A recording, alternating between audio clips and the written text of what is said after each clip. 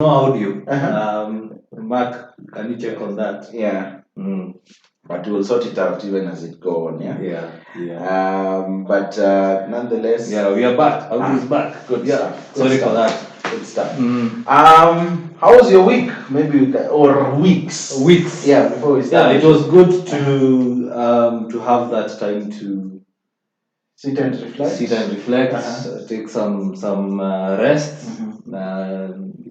You umekuwa na mimi, you know, I've had quite a difficult year. Yeah. So it was good to go home, spend time with family, lima shamba kidogo, and then of course went down to the coast. Mkono anashi evidence lakini ni sawa. So yeah, shamba si lazima unashika jembe. Kuna watu wanafanya hiyo kazi.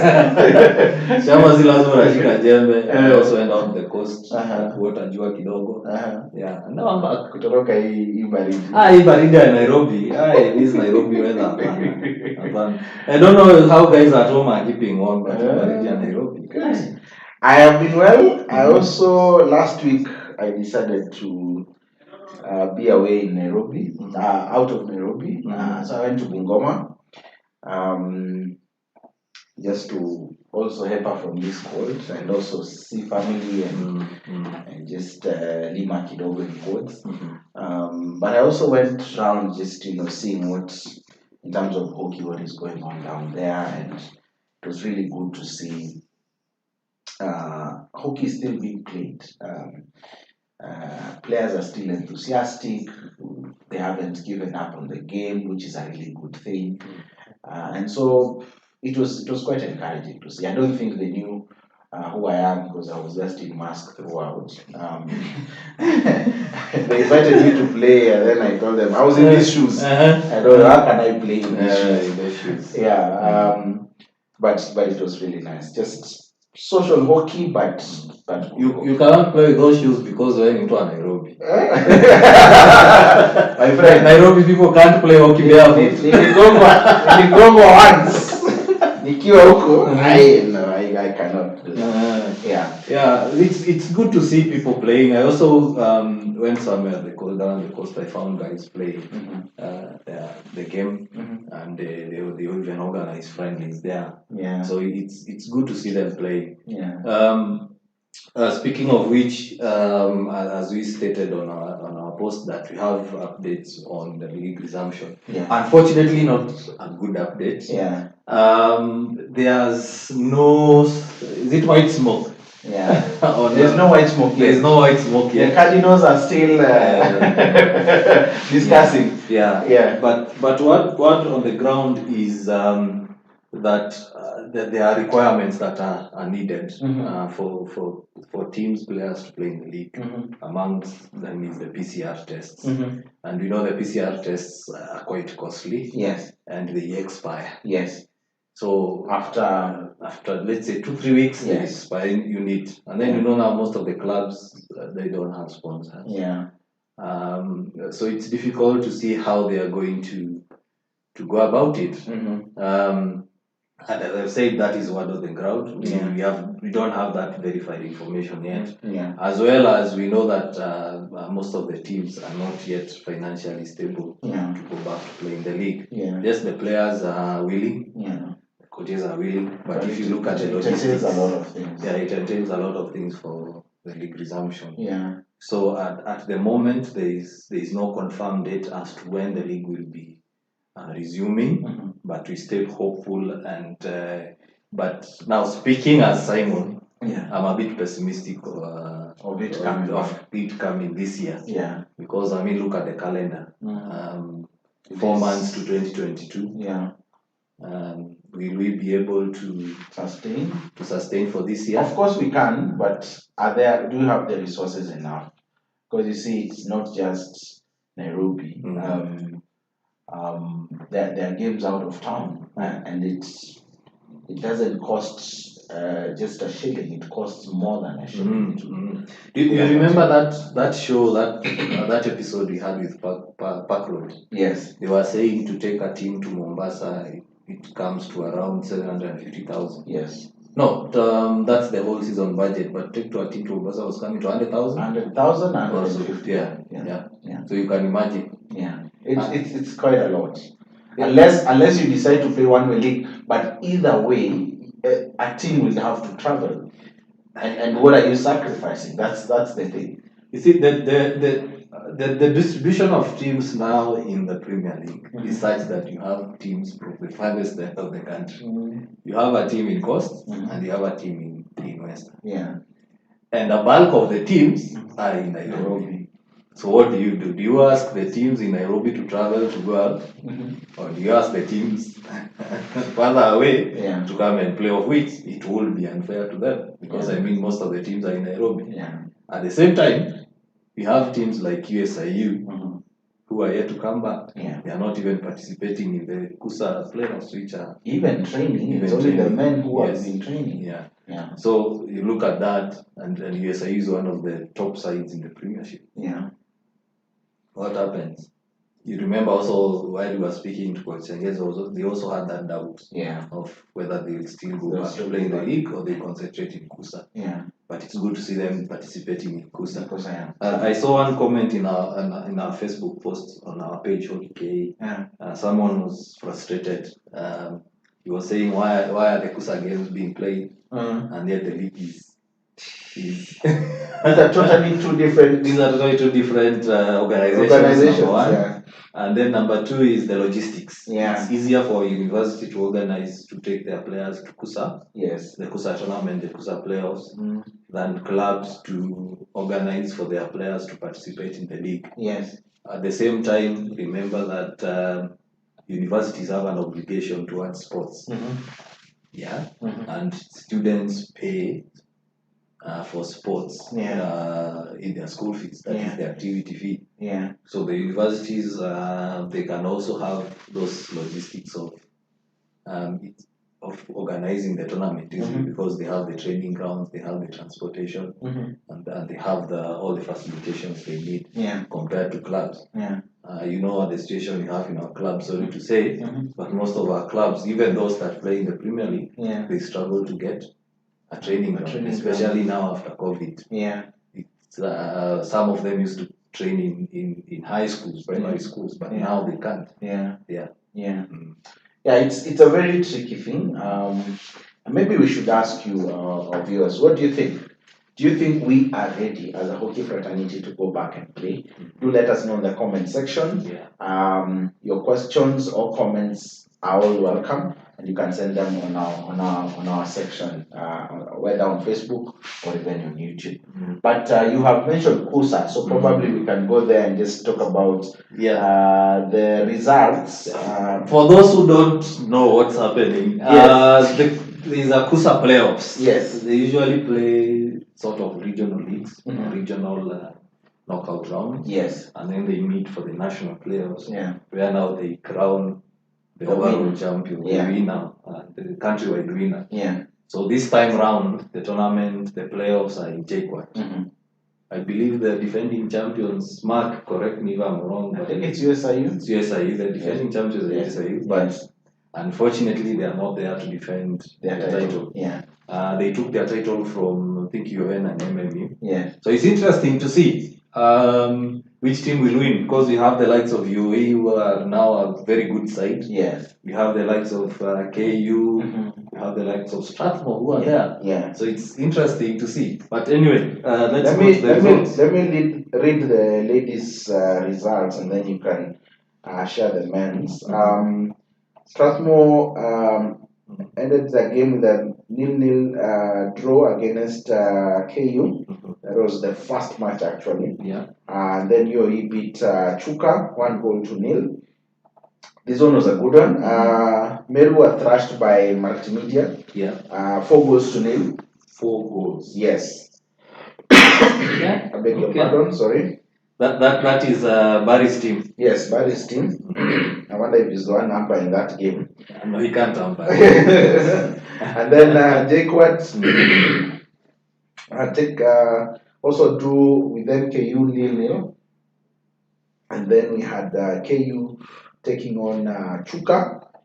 The game ended 1-0 in favor of KU. And then the last ladies game yesterday was between Strathmore and UAE, where Strathmore won 3 goals to 0. Yeah. You know something I find about KU is, KU usually don't, KU women that is, usually don't get big. Yeah. Usually get 1-0, 2-0. Yeah. Even when I was there, it was rare to see KU scoring 4, 5, 6 goals. Yeah. It's rare. Yeah. So those odd matches. Yeah. And they win 1-0, 1-0, 2-0 until they get to the final. Yeah. Yeah. It always helps them. Yeah, it always helps them. Yeah. And then for the men, KU, they had a 1-1 draw with Kabarak. It's good to see Kabarak play. You remember that they pulled out of the KHU League back in 2019. Yeah. So it's good to see them still having a team.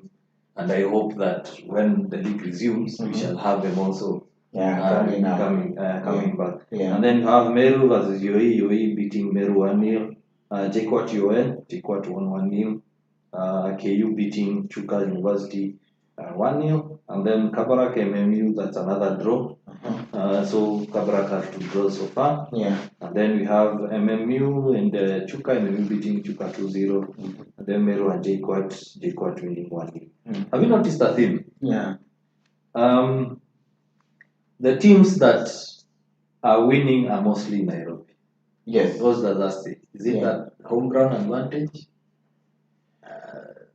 Well, it's maybe for JKUAT, but is it that they have access to good players compared to other universities? No, everyone takes, apart from, and I'm very sorry, Senge, to say this, he's the only one who recruits. Yeah. Everyone else just gets players. Yeah. So not really. I think for me it's just exposure. That's how I put it. Yeah. Yeah, because you look at, for example, Chuka and Meru. I'm seeing here that Chuka have not won any game. Yeah, Chuka have not won any game. Yeah. The men's side they lost against. The men's side they lost against MMU and KU. Also, Meru lost against JKUAT and UAE. And even the ladies, they lost 1-0 to KU and UAE, same result. But it's very disappointing, to be honest, not to see Kimathi in this play. Kimathi. Yeah, by the way. Yeah. Where are you guys? Where is Kimathi University? In case you know where they are, please let us know. Because they are top sides. And Super League sides. Yes. And if they were in this tournament, it would have been even more interesting. But I think, Simon, you and I know that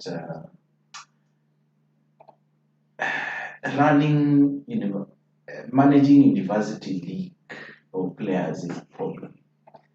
Not that they are indisciplined, not that they are not committed, but that change of schedule in terms of semesters is usually the thorn in the room. Because even I think we spoke to Lynette a few weeks back. We had her on the phone, and JKUAT pulled out. Yeah. Yet they are here. But they are here because they are the hosts. Yeah. I think that's why they pulled out. Yeah. Because they did. And that's why they had a tournament for themselves. Yeah. Yeah. Either way, they will participate. Yeah.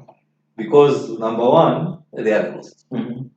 Number two, since USIU are out, they know they have this other chance. Yeah. So it was only KU and KU, Daystar, and Daystar are not even here. Yeah. And Ian, I know Ian, you're watching. You need to let us know why what is happening. What is happening with Daystar. Yeah. Yeah. But what I expect from this tournament is, I expect Strathmore to win. The reason being, Strathmore have been training, and they've been having even virtual sessions. If you compare with other teams. So pressure on Meshach Senge. Meshach Senge kama hautawini tournament, utakuwa umenileta down. Yeah. Because Strathmore since lockdown, they've always had those virtual sessions. Yeah. And then they started training earlier. Yeah. Yeah. So I expect probably Strathmore KU final. That's a derby in its own way. Yeah. Yeah. And of course, we'll be on ground to bring you all the updates on what is happening there. Yes. Good. Let's cross over to Uganda. And is the lockdown over there? It is over. But that's not why we are crossing over there. The reason why we are doing that is because the African Club, African Cup of Nations is coming. Beg your pardon. In January 2022, and it will be held in Accra, Ghana. So the association last week, or was it early this week? Early this week, laid out a plan for what is going on, and this is what they have. They have the provisional teams, which will be selected between. Will actually end on the 16th of this month. This is August 2021. They will be selected, and then they are supposed to join, or rather come together for a non-residential training starting from the 18th of September to the 6th of December. And then those are 4 months. Yes. 4 months. Yes. So non-residential training for 4 months. For 4 months. Unajua why I'm scratching my head? Yes. Let me not say it on camera. But the good thing is... Wait. I haven't finished. Okay. Then they joined residential camp from the 20th of December. This is after the teams have been narrowed down to 36. I believe both teams, ladies and so 18. Yes. Okay. Then they later, the 20th December, they enter residential camp, and then they leave the country on 28th of December to go to Accra, Ghana. That's a plan. Kenya? To Kolabi? Kenya? No, this time nitatetea Kenya. Kwa wale watu wote wanaote, this time nitatetea Kenya. These guys are training. Okay. The national team trains every weekend. I know there was a call-up last weekend. Yeah, in fact, I was there last weekend to cover the Wazalendo lottery, of which we will give you updates on. Yes. And I got the ladies finalizing their session and the men coming in. So the national team is training. The federation might not be vocal to give updates on the training session, but the national team, the players are training. The only concern I have is there is a bit of a lack of motivation, especially on the men's side. I don't know what's going on, but I hope that that can be sorted out. But in terms of training, in terms of preparations, we've started early. Okay. I know the training has been going. They never stopped because I know they've been training. The men have been training every Monday. The ladies have been training Monday, Tuesday, Wednesday. That was the under 21s. No. Even for the senior team, they have been having their sessions in the evening. For the senior team, the evening. Yes. I think it was Tuesdays. Tuesdays, Wednesdays, and Thursdays. Yeah. The men mostly is over the weekends. Over the weekends, yes. Yeah. So I know they have been training, but I took note of that laxity because and this is what I heard from one of the players. They were saying, there is no. I'm a student. I don't have money to go and to go to City Park to play. Yet I'm not, being renominated for something like that, which is. It looks insignificant, but it's something that can come up. And I think for me, is what are we going to do? Not just looking at the KHU. Yes, they have to play a role. And one of it is such a thing. I mean, give us a plan. Let us know what is going on. What are your hopes? It may not be what you expect, but what is the plan that you have in place? Number 2, call people together. You and I can sponsor, a young man's fair, a week. Let's say it's 500 bob or 300 bob or 600 bob for those 3 days that they need to come for training. Someone else will say, let me buy a unga or a bag of unga or a bed of unga for these people to have. For these guys to eat. Before the show, I was having a chat with our producer for the day, Mark. We were talking about the Olympics and the Pro League. And I watched that South Africa performance, and I'm sorry to say, with all due respect to South Africa and Egypt are the top African side. Right? Yeah. But I sort of understand why Pro League cannot come to Africa. Yeah. Because I'm assuming South Africa took their best team at 23. Yeah. And they did. Yeah. But you see, they struggled against so many teams. Yeah. They only won one game.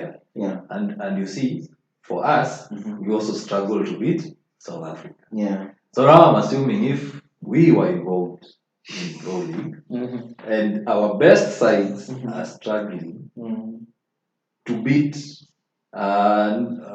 most of the sides that are not yet top ranked in Europe. Yeah. Do the math. Yeah. But on paper, Sami Simon, that may be the case, yes. But I think, to be quite honest, and let me speak about South Africa, I think they have really improved. They have massively. Because you remember the last Olympics, we used to have scores of, let me use an example of Daystar, the women, 12 goals, 10 goals. Yeah. Because this time round, I think the highest I saw was 4 goals. Yeah, 4 goals. Yeah. And it was a good match. They yes. really fought. So my point for bringing up South Africa and Egypt is not bringing Kenya. You look at those sides, they get, like for South Africa, I was having a chat with one of the players there. He was saying that for some of them to participate, they have to get funding for their own. They have to fend for their own so that they can go there. If that's true, I need to be corrected. If not, but you see, the federation also plays a part. And a question that I was asked by one of the guys there is, who is in charge of the national team? Is it the Ministry of Sports? Is it the government? Is it the federation? Who is in charge? If the federation is in charge of the national team, then so does it mean that they are the ones to totally finance any and all activities for? But you see, they can't work alone. Okay, you see, especially when it comes to finance. This is what I'm saying. Yeah. We should get to a point where we have people who are working on the background to make sure that the players fully concentrate on the speech. The player hana wasiwasi wa fare, hana wasiwasi wa whatever he will eat after training or before training. The player 100% concentrates. The player concentrates on the pitch, on the game. Then you have guys in the background, the technical staff, the administration, working towards the logistics. But it is so sad and unfair to players to have them worrying over the logistics of how to get to training. You see my point? So the reason as to why I brought SA and Egypt is because you look at their federations, they've been able to handle most of their logistics part perfectly. That's why you see them, they have players who totally concentrate on the national assignments and national duty. So I think that should be our first step. You see, the administration should be at that point where they allow the player and the coaches to fully, concentrate on matters on the pitch. Whatever happens in the background, that should not be the business of the player. Whether salaries will come, whether fare will itakuwa, whether that should not be the worry of the player. But if you have players worrying over rent, over fare, over food, then 100% concentration will be on the pitch. That's true. Okay? It will be even hard to get a player to come to training. But until we sort that back end stuff, we will always have these issues. To me, it's not about skill. It's not about. It's the mental state. It's the nowadays you have to deal with the psychological and mental state. Of the You've reminded me of Kabuchi. I think the last couple of times, every time we speak to him, he keeps saying that the game is fast won here. If we settle the players' heads and they are comfortable and they're in the mood for the game, then everything is right. And even 2 weeks ago, I had Linda, the umpire, and she reiterated the same thing. Even for her as an umpire, that's the one thing that they always look out for. Psychologically, they have to be in the game. And you know, as you said, and you remember we had that conversation with the national, the Kenyan women national coach. Jackie. She said that we all need to pitch in and help. You know, it's easy for us to sit here and criticize whatever is happening in the background. And we don't understand what is happening in the background. You see. At the same time, I don't think there's anyone who has gone, as you say, to offer something and be rejected. Okay? For example, I don't think, as you should say, kuna mtu ashaenda akaofa akasema I'll be bringing water for training. Akaambiwa hapana. I don't think there's also someone who has offered to give training kits to the national team. But it's easy for us to sit here and say, it was funny. So basically, it's more of a challenge also to us as people who love the sport. Come in and support the team. But also the union has their part to play in terms of selling the vision. Selling the vision. You know, and telling us the needs. The unfortunate part about nowadays is, you know, we are still in the information age. And nowadays information is everything. People need to get informed. On the go. Every now and then. The moment you keep quiet, people think that you're not working. You might be working, yes, but you need someone to keep telling us, not necessarily Simon, but to tell the hockey fans that this is what we've been doing, this is what you are doing, this is what you like the way Uganda are doing right now. Okay. They even give hope. They give hope. They give that interest. They create that interest towards the game. But if you stay quiet, how will we know what's going on? That's true. Let's switch to some world news, and we are basically reviewing Olympics. Before we go to the world news, some shout outs. I want to shout out Tristan Karis and Steven Steeny, who's watching. Sandeni sana kwa kuwatch. Alice Wanjiru is also watching. We have Ive, who's also watching. Olucho Star, who are watching. Thank you very much, guys, for watching the show. Also remember to give us a comment. Na tutoa shout out. Na Walucho, hiyo jamii yako nahitaji hapa. Hiyo jamii yako imekuwa tricky sana. Imekuwa tricky kuwapata. And of course we have to give a massive shout out to HOCKEYKE Guest House, who are our main sponsors for the show. Hapa mnaona tuko na vikombe. Chai inakuja. Achana na hii ya Simon. Hii kahawa yangu achana nayo. Hii kahawa yangu umekuwa ukitamani kutoka niingie. So I'm sure most of you guys usually look for meeting facilities. Especially nowadays with the coronavirus, socially distance and all that. You don't find a good room, a big room. HOCKEYKE Guest House have them. They have space in terms of if you want outdoor. If you want indoor, they have more than 3 boardrooms just to have your meetings. So if you want to have those executive meetings that you want to have, if you even want to bring in people, they have the facilities for you to, host them here. If you're doing a seminar, and there's parking. I mean, where will you get ample parking in the CBD? Without being charged anything. Na huko hautang'olewa side mirror ukiacha gari parking. Kuna mahali, kuna kitu kama hiyo. Hautang'olewa spotlight ya gari. Things will be safe. And as well as they give the complete package. You do a seminar, they cook for you tea, they cook for you lunch. They have the projectors, they have the free internet. I mean, what else are you looking for? But anyway, what was your take, your overview of the Olympics?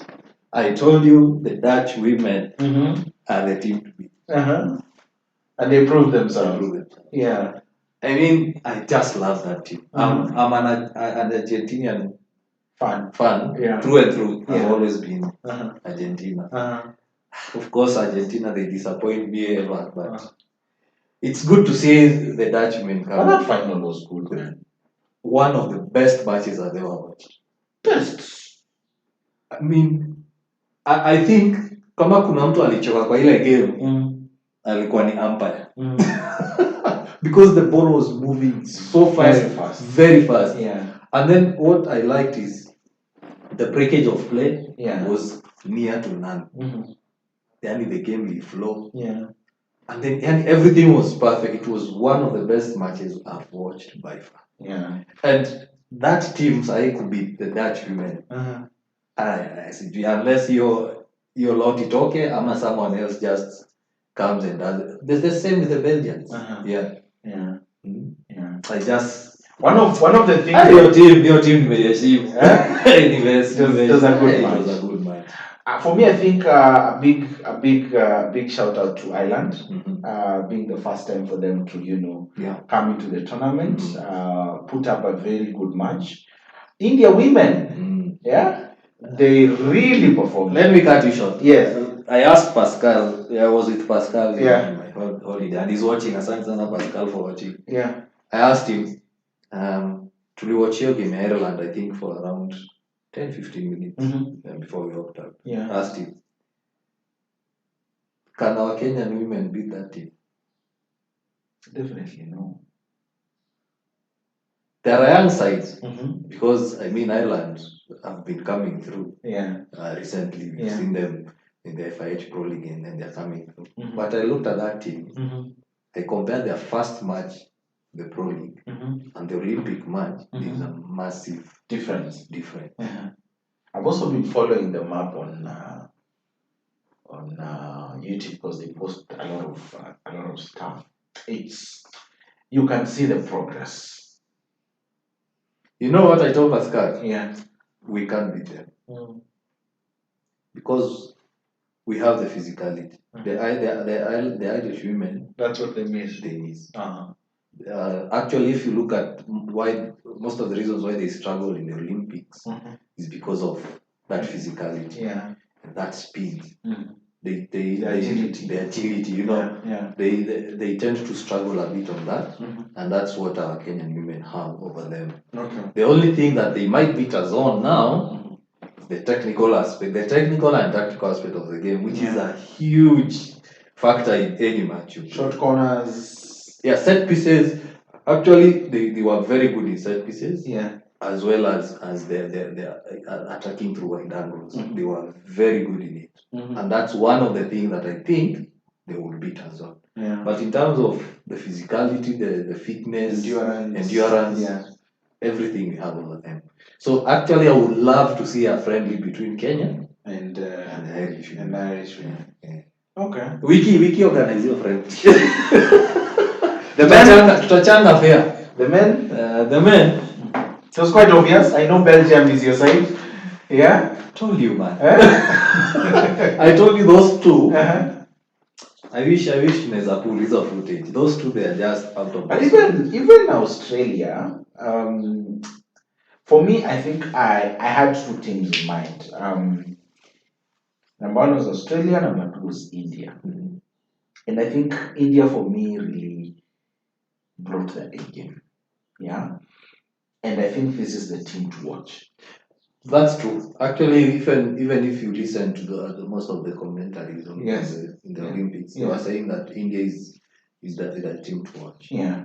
I think where Australia went wrong in that final, not even final generally, because you remember Australia in the early 2000s, they were the best top team. Yeah. I think where they went wrong is to do with succession, with bringing through new players. Once this transition, the senior players are going that transition. Yeah, I think that's where they went wrong. Because if you look at how now the Europeans are doing it, they are starting from a very young age. They actually make sure they have a team in every age group. Under 9s, under 11s, under 13s, under 16s, under 18s, under 23s, and so on. Yeah. You find that it is so easy to take a player from the under 16s and take them to under 23s because they are playing through the same system. And you can even pick an under 16 and head them straight to the national team. Yeah. Because if you look at the team that played in that Euro hockey tournament, they were a totally different team than the one that played the Pro League. Then the team that played the Olympics was also a totally different team. So you look at that Belgian team, and you see that they can dominate for the next even 5 years.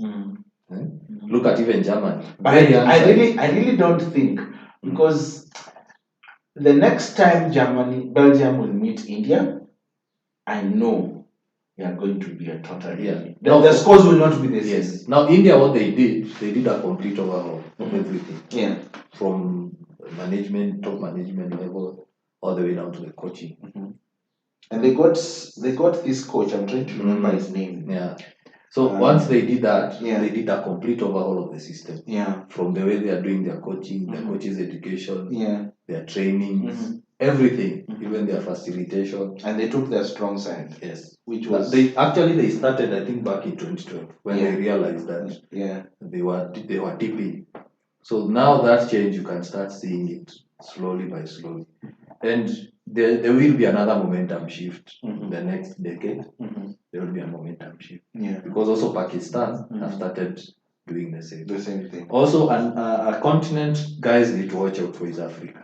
You see, West Africa and Southern Africa, they're starting to pull in strings that eventually the next 10 years, the West African countries and the Southern African countries, they will be a force to reckon. Because, I mean, look at countries like Namibia, Zambia, South Africa. They're coming up. Yeah. That's true. Yeah, so I think Jugush, to conclude, time is up. Thank you so much. I'm trying to see if there are any comments. But I can't see any on my end. I don't know if you have any from your end. We have Papa Lolo Oti is watching. Okay. Thank you very much for watching. Yeah. Good. I think we go edit at that. See you next week, same time, same place. Yeah, but keep online. Keep on our pages of Kenyan HOCKEYKE. Right after this, we're heading to JKUAT to bring you updates of the KUSA playoffs. And we'll bring you all the updates as we can. Yes. Bye bye for now. Yeah. Kwaherini.